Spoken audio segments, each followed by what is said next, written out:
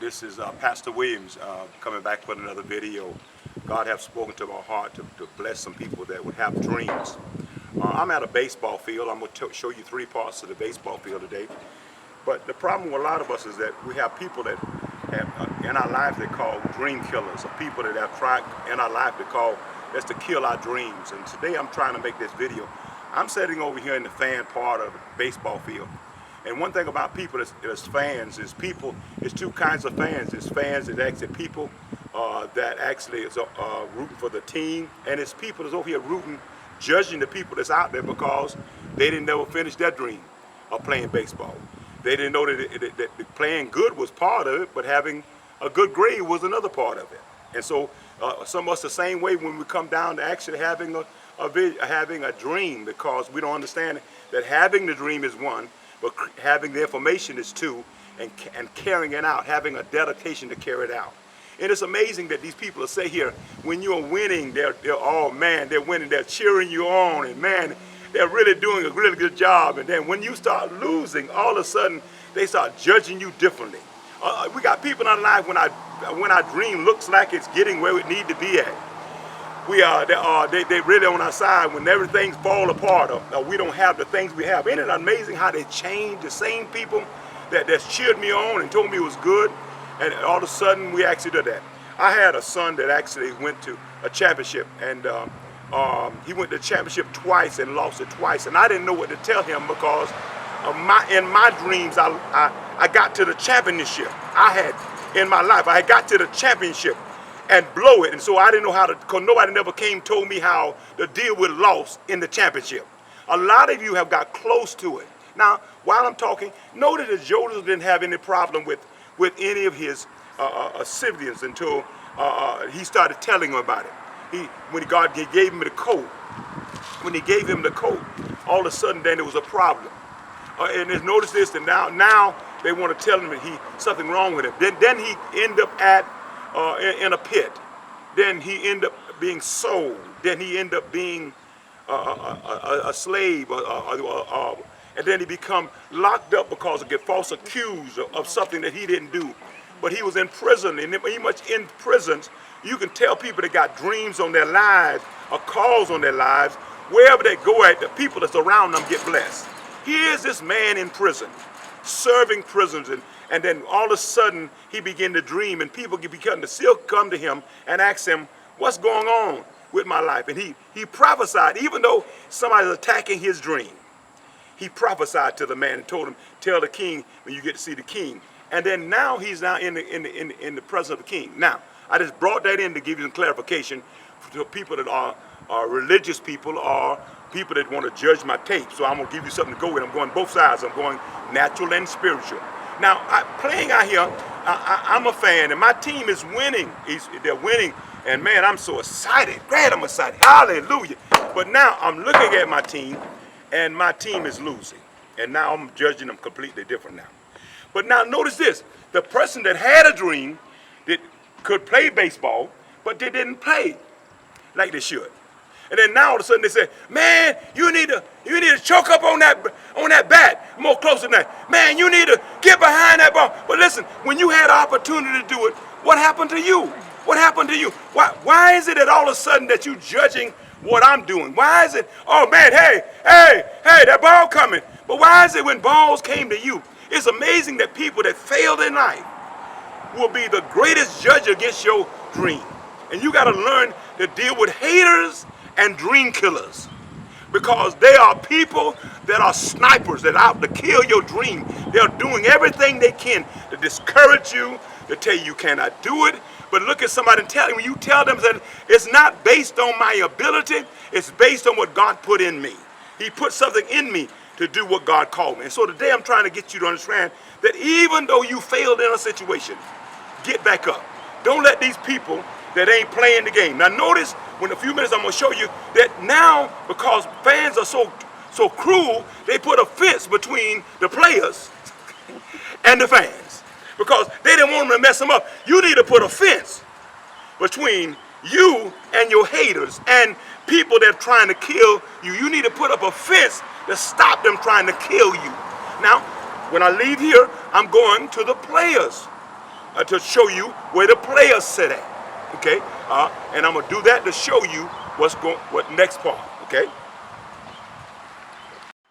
Now I'm over here where the players at now. Notice sitting on this bench. I'm sitting on the bench with good players and bad players. I'm sitting on this bench with people that don't even want to play on the team, but mom and daddy made them play. And so you got to realize in life, you sitting on the bench with people that is not on the same level you on. And you got to understand that because I'm sitting on the same bench doesn't mean we have the same calling. Does not mean we have the same dedication. And you got to be able to reach inside of you and judge who you are before you get on that field. Because see what happens, sitting in the midst of people sometimes will mess you up that is lower grade. See, you watching the game, and this man want to talk about all kinds of stuff. Because you understand that eventually you're going to get on the field. And so you got to learn when you have a vision, and you got to learn to let people that even sitting on the same team that's jealous of you playing. And you got to learn how to stay focused for what God called you to do. You got to learn how to stay focused. Even though you're sitting with chickens, you got to still be an eagle. Even though you're sitting with people that really want the uniform, that really want to be who they are, you got to stay focused on what God called you to do. Because see, God, there's two things in your life that God deals with you on. He deals with your purpose and he deals with your dream. And you got to find them in your life. No matter what you own, no matter who you are, you got to find them because that's the only thing going to make you happy in life. Learning how to succeed in life and learn how to carry out your dream and your God calling on your life. You got to learn how to do that. And it's not easy, but it can be accomplished if you be focused. Now, these players, all of us got on the same color. The problem is, I notice when I get hit the ball, they don't cheer me on. They don't say nothing about me when I hit a ball, but I cheer them on when you got to be able to handle people that on the same team, and you're trying to win, but you're fighting against people that's on the same team that you on. Now, we're going to move again. We're going to move again to the home plate. We're going to move that some of you got to let them people that's actually messing with you over there in the visitors booth, and you got to get rid of, you got to get past the people that's messing with you on the same team, and you got to get to the home plate because that's where everything takes place, at the home plate. All right, God bless you. I need to know how. See, I didn't know what to talk about next time when I come. And so now hitting, if everybody hit,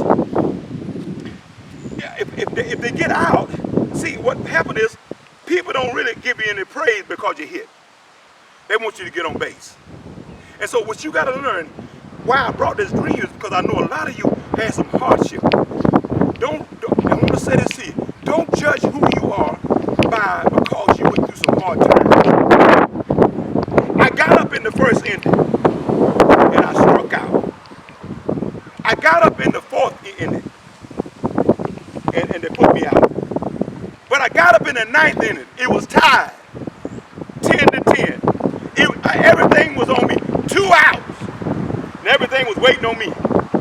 And all of a sudden, I strike one, strike two. But on the third hit, I don't go right field or left field. I go center field, because center field where God at.